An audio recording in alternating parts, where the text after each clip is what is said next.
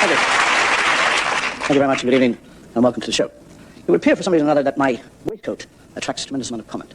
You're always writing in and asking me, why is it always wrinkled? Very simple, because underneath it, my stomach is all... You know, the lovely thing about show business, actually, it gives you a chance to get around the world. I spend a lot of time in my life traveling around the world. I get to such exciting places like Australia. Very well-adjusted Australians. I suppose the most balanced people in the world, the Australians. They've got a chip on each shoulder. I love the way they talk. Talk like that. Hey, down, Press. You all right, Marty? To Australia. Well, we got one in, have I? How you doing out there? Yeah, well, your dollar's nearly as bad as our pound, so don't laugh.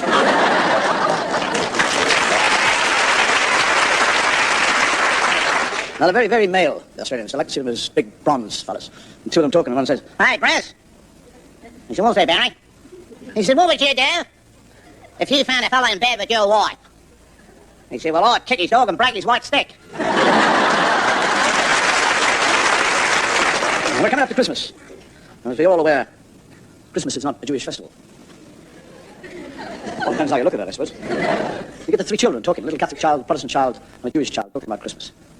And said a little Catholic child, what do you do on Christmas Day? He said, I get up, and I go down, and I look at the Christmas tree, and I look at all the parcels that are all on the Christmas tree, and all the parcels that, and all the toys that are all wrapped up, and the toys that my brother and myself are going in, and then we go to Mass, and then we come back, and then my daddy says, you can open up your toys, and we tear open the parcels, and we get the toys out, and my brother gets his toys, and I look at his toys, and he looks at my toys, and we go out in the street, and all the other kids, they've all got toys, and we're all showing each other toys.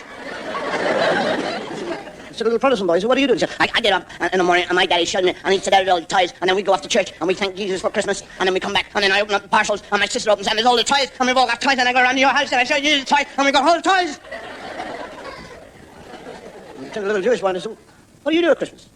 He said, we don't believe in Christmas. Christmas Day, my daddy and I get up, and we get into the Mercedes, and we go down, and we go down to our toy factory, and we look at all the empty shelves.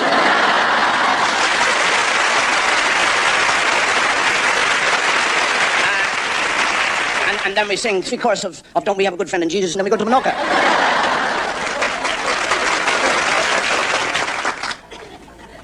I was listening to a couple of Indian fellas on a bus one day. They were chatting. They were going, no. No, you don't really understand the word.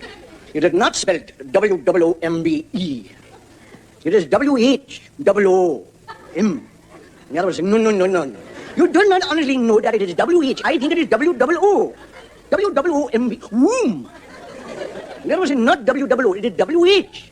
Womb. And I said, excuse me, gentlemen, I don't wish to interfere, but I do know that English is not your first language, and the correct spelling is neither W-H or W-O. Womb is spelled W-O-M-B. And this fellow looked at me and said, excuse me, and said, with all due respect, I doubt very much whether you ever seen an Indian elephant, let alone heard one break wind.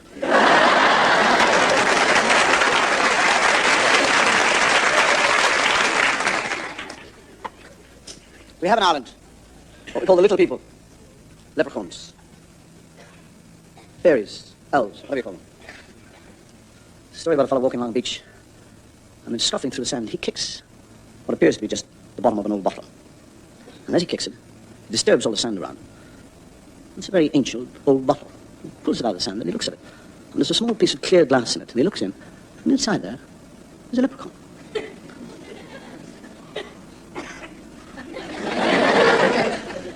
And the leprechaun says, let me out. Let me out. The wicked witch locked me in here 3,000 years ago. And I've been in here ever since. And I always said over the first 1,000 years I was in here, that the first fellow to let me out of here, I'd give him anything. And then I sat in here for another 1,000 years. And I thought the first fellow to let me out of here, I'd cut his legs off. And then I sat here for the third 1,000 year. And I said I would grant the man that let me out 3 wishes. Anything you want. So the fellow says, all right, I'll let you out. Out comes the little leprechaun.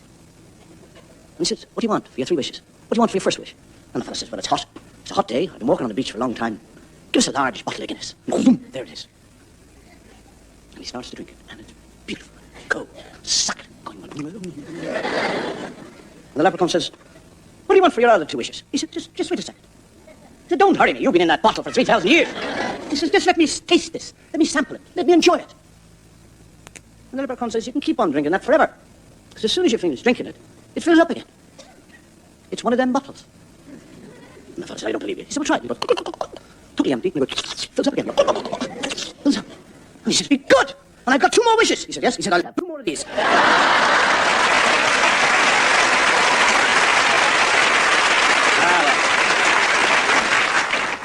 I think on that note, I might just show you some sketches.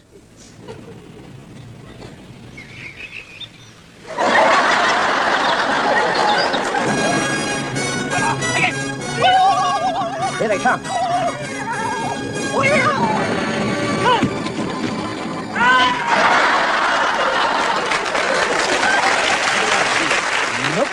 Shut the gate!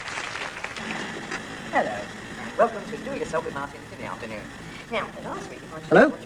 Is that Reliable Television Rentals? Yeah, it's about my television set. The aerial's fallen down and it's on the blink. Well, I'd like you to come around and put the aerial back up again. Friday? That's ridiculous. But it'll only take a couple of minutes. Oh, I'll tell you what. Forget it. Forget about it. I'll do it myself.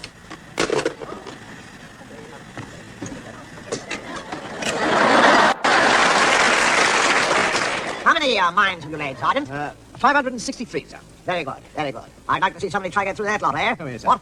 Well, put the finishing touches to the... Right, I think we'll pop off and have a cup of tea, eh? That's right, dear, sir. Thank you very much.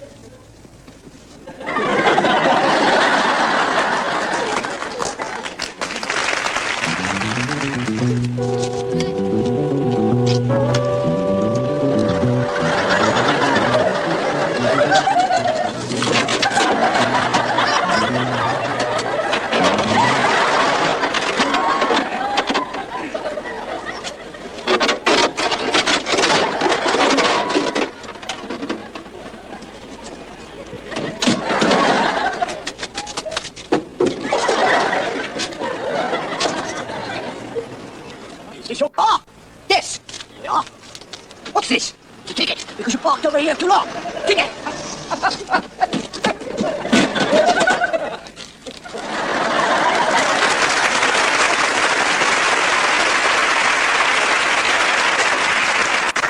You might remember during the last show I was talking about the English language and how very strange it is.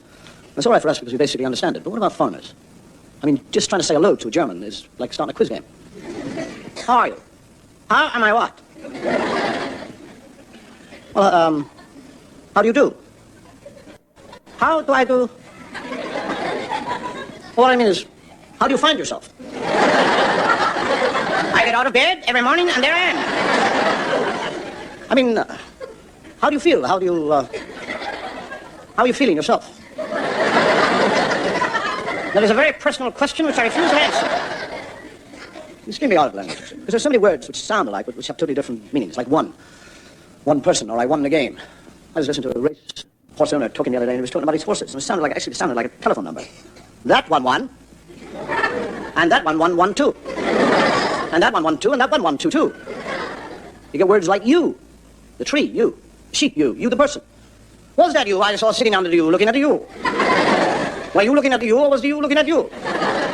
Why don't you say, what were you doing under the sheep looking at the tree?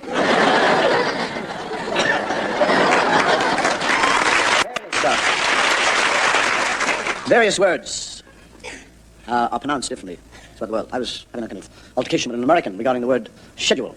And he said to me, the word is not schedule, it's schedule. S-C-H is sk, not sh. And I said, well, no, I don't think so. I think it's schedule. Schedule, that's the way the word's pronounced. He said, no, schedule, schedule, S-C-H. When your son gets up in the morning, he doesn't put on his shul cap, get his shul satchel and go off to shul, unless he's Jewish.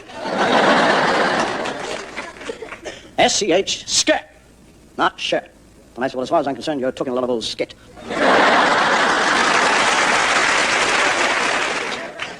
And names actually are incredible in England. I mean, you get a name like Cholmondeley. Don't pronounce Cholmondeley. Chumley. So I suppose when you pronounce bottomly, you've got to be very careful. You got the two businessmen called Sidebottom and Ball. They're both on a tour of Europe, and they agreed to meet in Rome. Mr. Sidebottom books into the hotel, and 2 days later, Mr. Ball arrives. And he said, I'd like to speak to Mr. Sidebottom, please. What's this? Mr. Sidebottom. We have no Mr. Sidebottom here. He said, well, would you kindly look through your register, please? Mr. Sidebottom. Ah, we have a Mr. Siribata. Is it really? Well, in that case, would you tell him that Mr. Testacola is here to see him?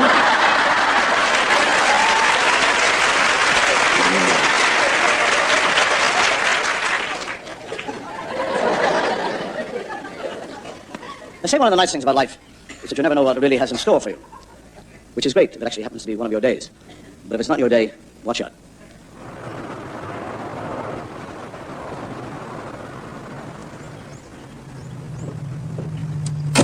Your curtain bag, sir. May I have your shoes, sir? His lordship doesn't allow dirty shoes inside the rows. Messes up fitted carpet. One other thing, sir. His lordship only picks up hitchhikers who are wearing evening dress. Oh, I'm afraid I haven't got one. No need to worry, sir. His lordship always carries a spare suit inside the row for an express purpose. If I could just have your clothes, I'll get it.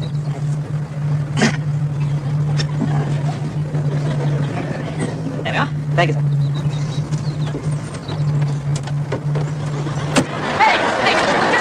Hey, wait for me! Right.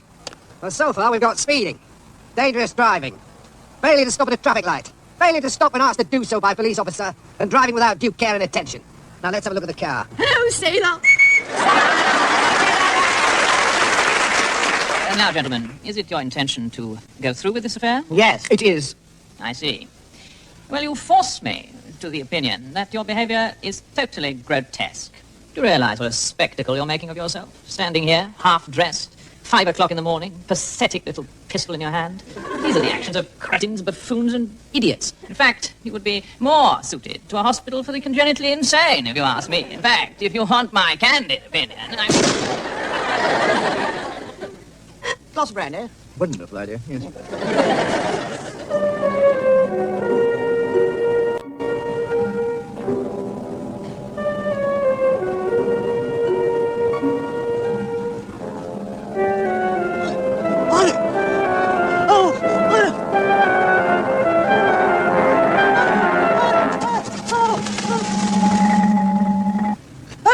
I can't swim!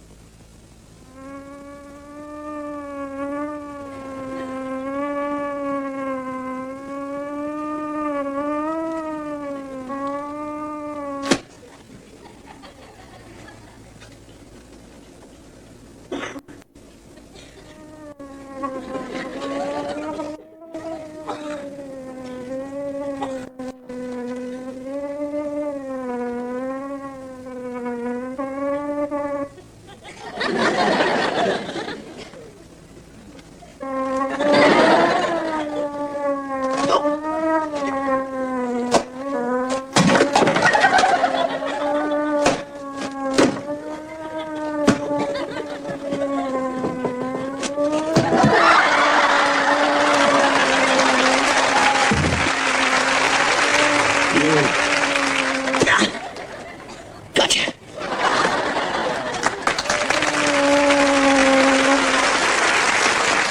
I'm asked because I occasionally make reference to religion. What religion my children have been brought up in. And I insist that they are brought up in my religion. That is, if they can ever find out which one it is. You know, for years I was convinced that God lived in the bathroom at home. Every morning my father would have got, bang on the door and say, "God, are you still in there?"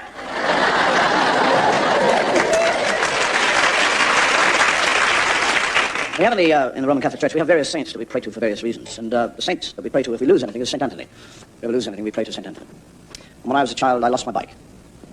And I went to church, lit a candle, and prayed to St. Anthony to get my bike back. Went home, and about half an hour later, the police station rang and said the bike was at the police station, had been found. Went, collected the bike from the police station, totally pleased, happy, joyful to get my bike back. On the way back, I cycle past the church, and I think, just pop in, a matter of courtesy, thank St. Anthony. I go in, light another candle, say, thank you, St. Anthony, and I come out and the bloody bike's gone. A lot of people actually consider that heaven and hell are on two separate levels. They're not. They're side by side, divided by a fence, a wooden fence. And one day God was walking around heaven, and he started to inspect the fence, and it's fallen down. All bits and pieces fallen off it. Again, it is. Mr. Mistopoulos! Nick! The devil comes out and I said, what do you want? I said, the fence, look at it. Falling down. And the posts are on your side. This fence is your responsibility. When are you going to do something about it? And the devil said, screw you. And God said, well, if you do not do something about this fence soon, you are going to hear from my solicitor. And the devil said, where are you going to find a solicitor? When we were mulling around how I would introduce the various religious sketches that we've got this week, there was just no way I could think of an introduction. So what I thought, what I'll do is I'll take down the Bible, I shall leave it on the table, I'll go off, I'll have lunch, I'll come back, and I will open it at random. And God, who works in strange and mysterious ways, will inspire me to find some sort of introduction for these religious sketches from when I first read. And believe it or not, it worked. I opened the Bible, and there it said, Joseph said unto his father, not so, my father, for this is the firstborn. Put thy right hand on his head. Now that might appear to be a strange way to introduce religious sketches, but I'm not going to argue with the boss. I now pronounce you man and wife. You may kiss the bride.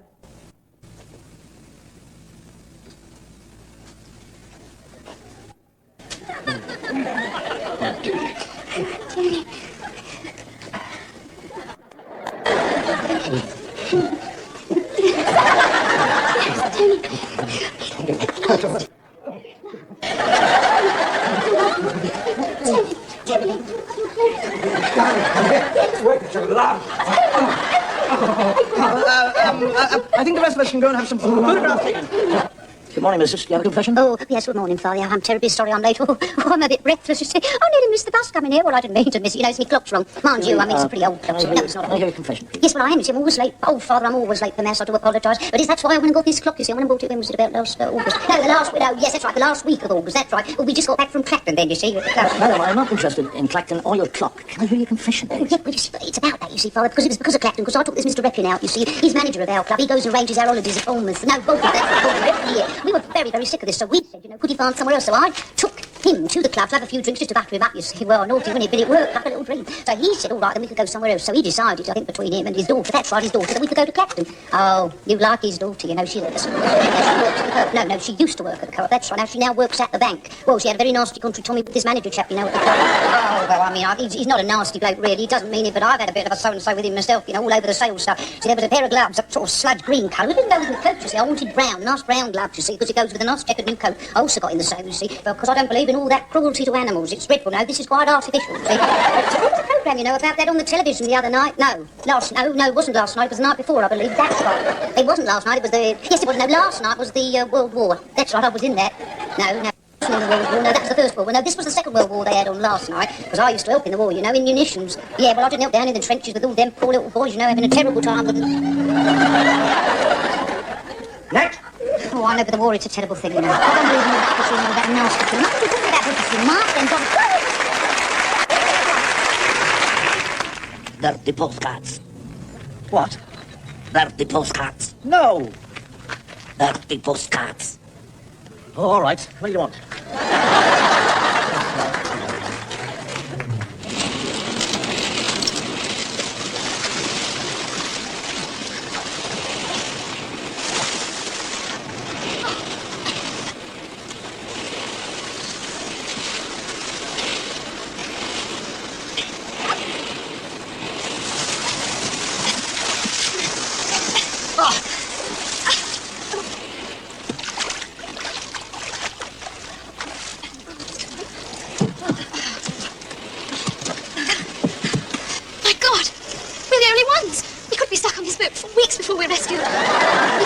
could be marooned on a desert island. For years. Did anybody else go to the fancy dress ball on the ship last night?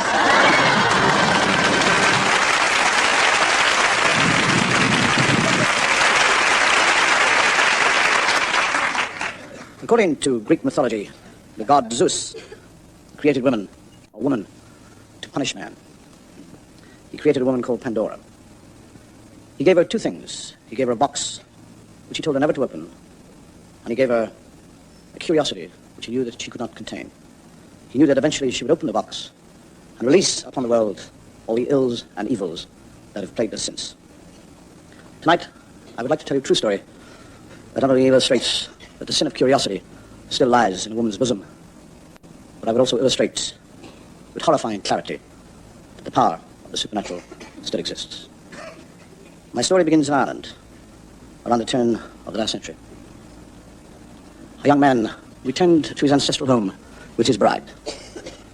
And for the first few weeks there, she busied herself getting to know her neighbors, the countryside, her servants, but above all, the house that was her home.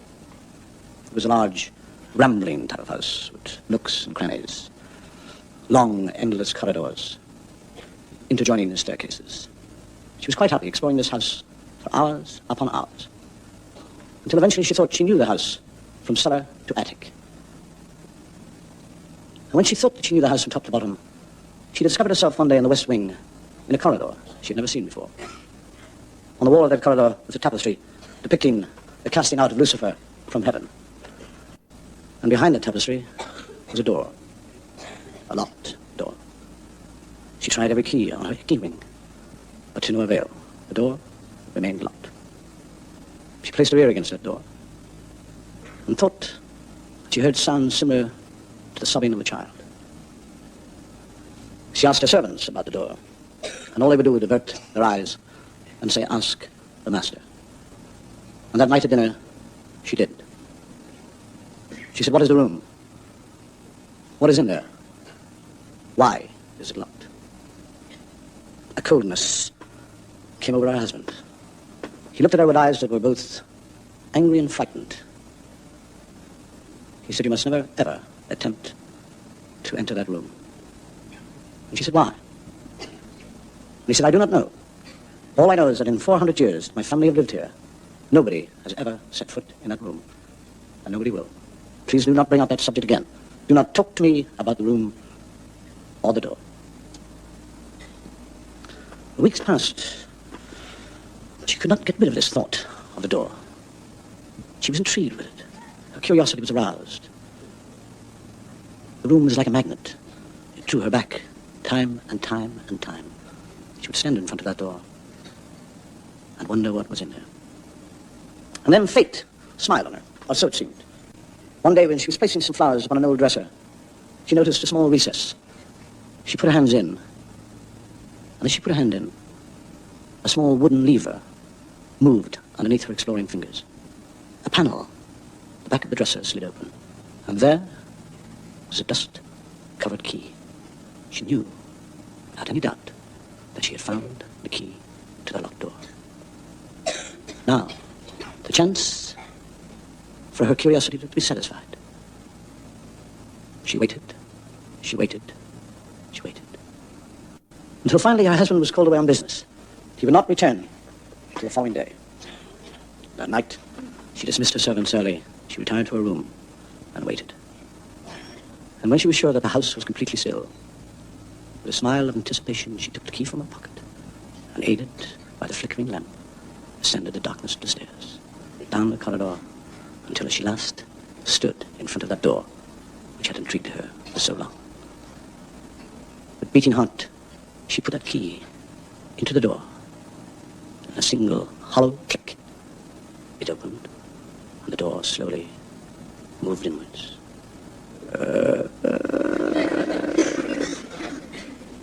There was nothing in the room that she could see except an inky blackness. She took a step, another step, until she found herself in the center of the room. She raised her lamp above her head, and as she did, the flame flickered and died. She was engulfed in this darkness. A darkness so heavy, so thick, it was almost physical. She screamed. It was the scream of a woman totally terrified. The scream of a woman who knew that she was about to be destroyed by her own curiosity. A woman screaming because she had finally found out what was in that room. And mingled with her own screams was another sound. A sound so obscene, so primeval, it defied definition. She looked over her shoulder only to hear the door slowly close, knowing that whatever escape she had was cut off. And as the door closed, it not only cut off her escape, it cut off her last fearful sobs. What made her scream? What evil was in that room? What supernatural force made that door close on its own? I have no idea, but if I ever find out, I'll let you know.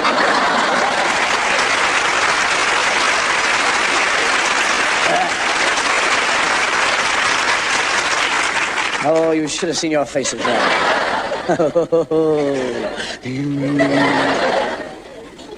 There's nothing to fear about the hereafter. There really isn't. Because true love transcends all barriers. True love will pass by. True love will continue to live after death. Heathcliff. Heathcliff.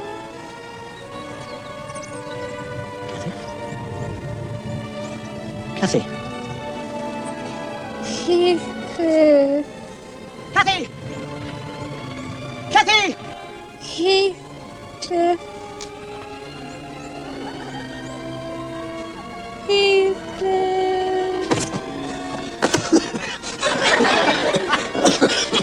Kathy! Heathcliff. My darling. Goodbye. Oh, Kathy. Oh.